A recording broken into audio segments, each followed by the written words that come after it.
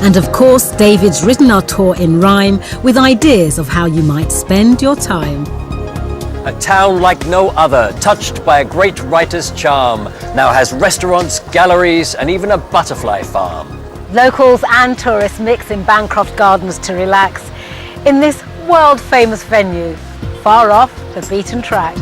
The Royal Shakespeare Theatre has historic dramatic power. The building has been reborn. See its impressive tower.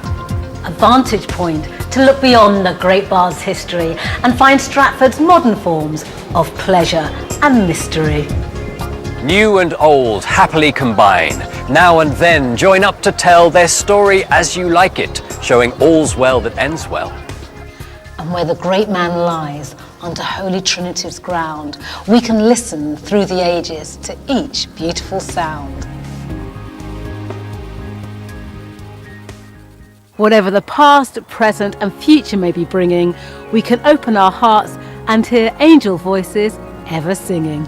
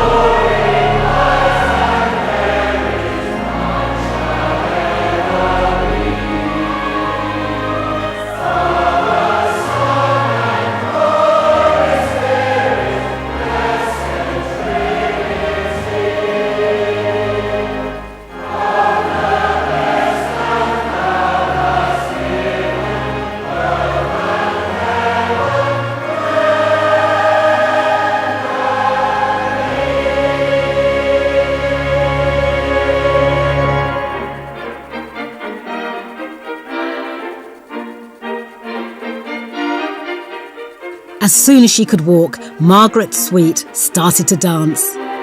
And it wasn't long before her talent shone through. There was the lovely day when my dancing teacher said to me, "Do you mind if some people watch you today?" And I said, "No, not at all." And she introduced me to these three people, but I had no idea who they were, because I was only about 9, I suppose. And they watched me have a private lesson, and afterwards they said, "You really enjoy ballet, don't you?" And I said, "Yes, I love it." And, "Have you been to see the ballet? Because we're in Stratford this week." This was Sadler's Wells.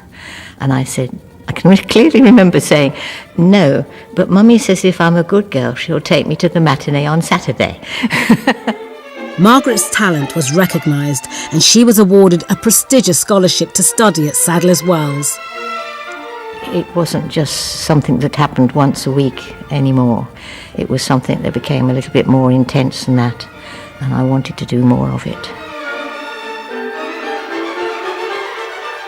We started having walk-on parts in the ballets, and I had the privilege of being in the first production of Cinderella at Covent Garden. So, yes. But then I decided I wanted to teach. I enjoyed dancing so much, and I wanted to share it with other people. I found teaching very, very rewarding. You try to make the best for God of what He's given you to do.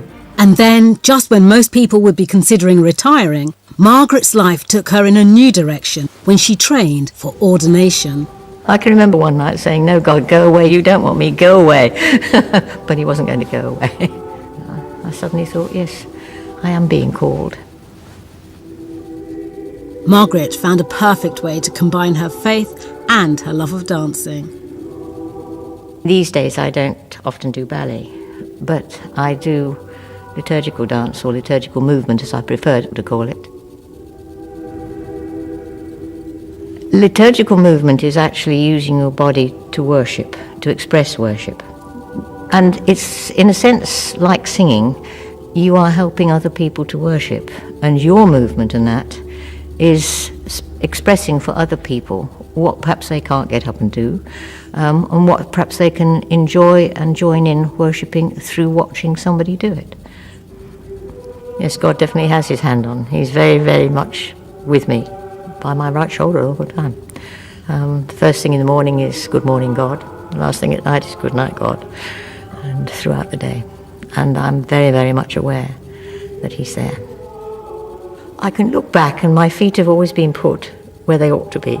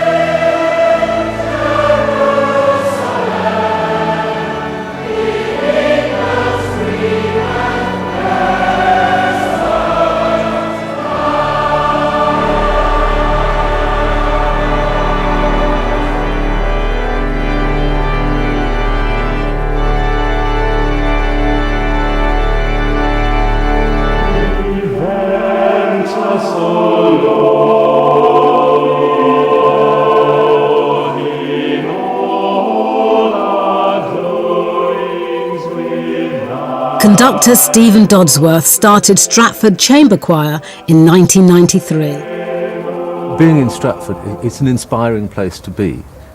There was a lot of music going on, but not exactly the sort of music that I wanted.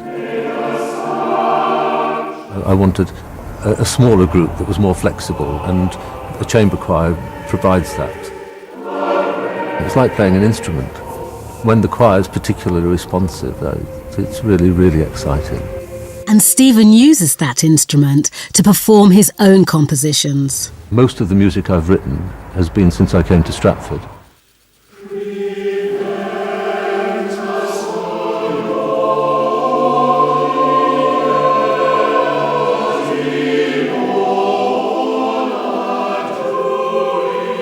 Prevent Us, O Lord, I wrote for a friend of mine, as a surprise. It was his 60th birthday. He sings in the chamber choir, he also sings in the choral society, he also sings in Holy Trinity Choir. And I arranged with the director of music at Holy Trinity that it would be incorporated in a service on his birthday.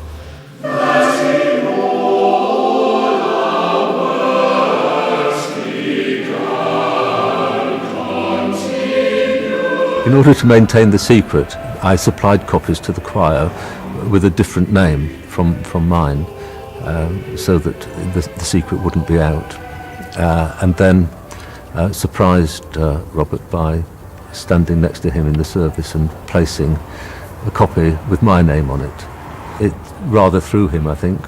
He spent most of the time not concentrating on the singing, but wondering why I'd stolen somebody else's music.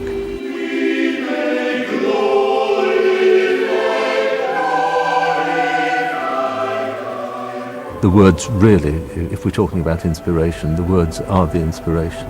I'm not the person to say whether I'm successful, but I always try and underline the real sense of the words, trying to avoid mawkish sentimentality. I'm not sure whether I achieve that either.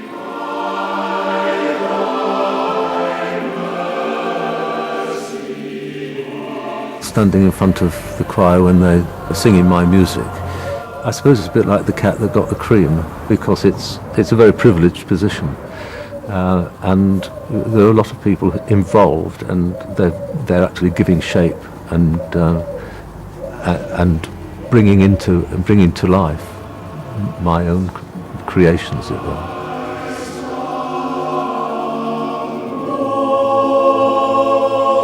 I've always been involved in playing the organ or directing, and the distraction that offers is sort of the sacrifice one makes for the worship, because the music in worship is such a significant part.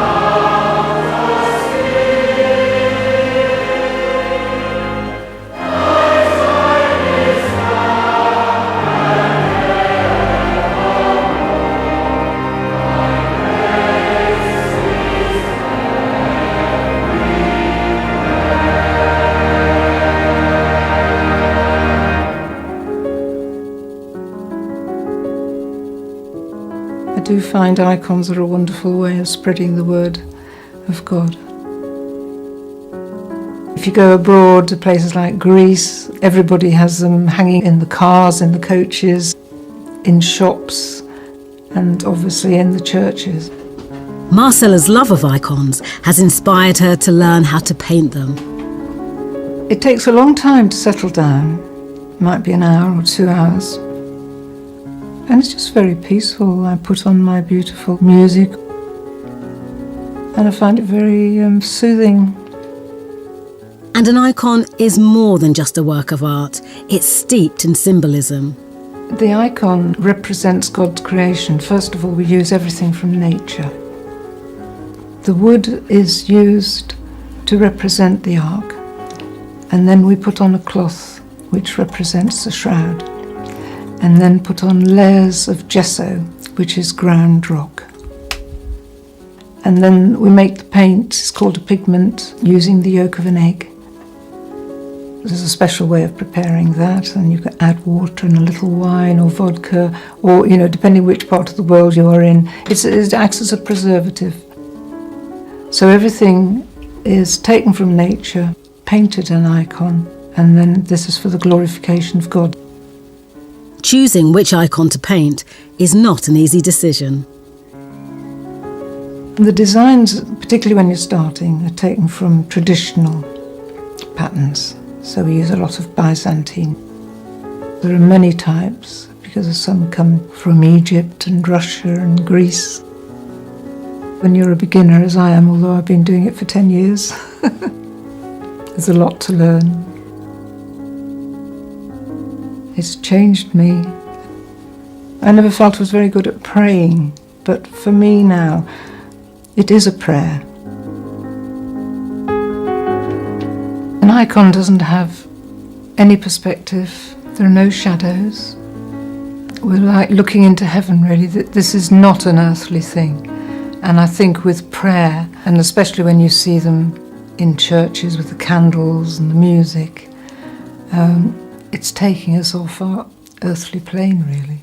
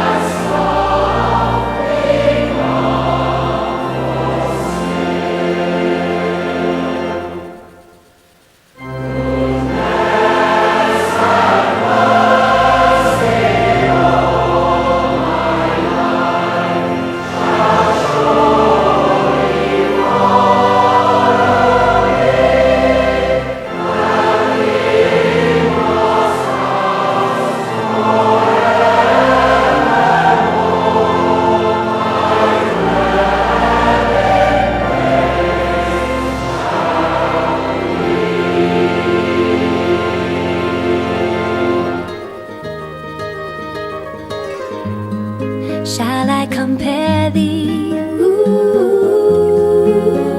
to a summer's day?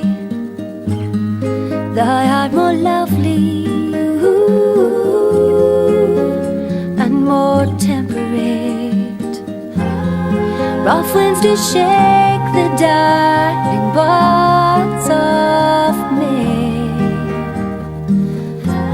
and summer's lease I thought too short a date.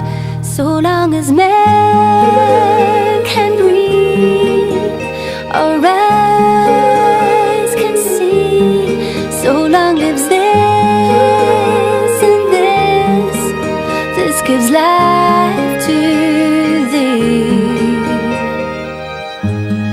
Sometime too hot, ooh, the eye of heaven shines, and often his gold, ooh, complexion dim, and every fair from fair sometimes declined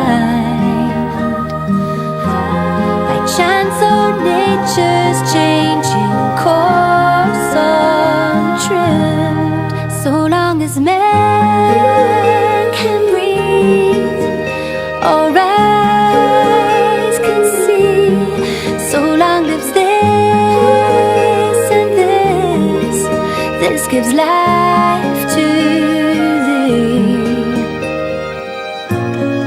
But thy eternal summer shall not fade, nor lose possession of thy fair thou always.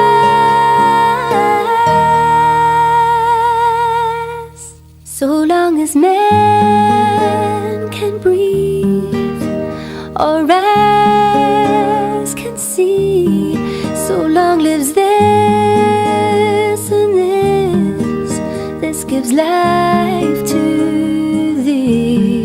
So long as man can breathe, our eyes can see, so long lives this, and this gives life to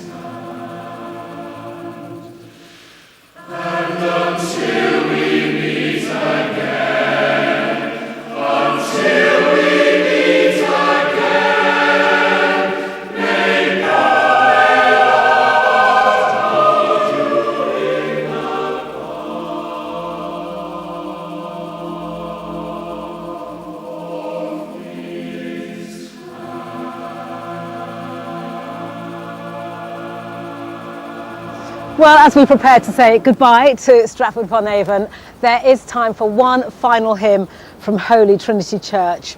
Based on the Magnificat, it's a modern version of Mary's song, Tell Out My Soul.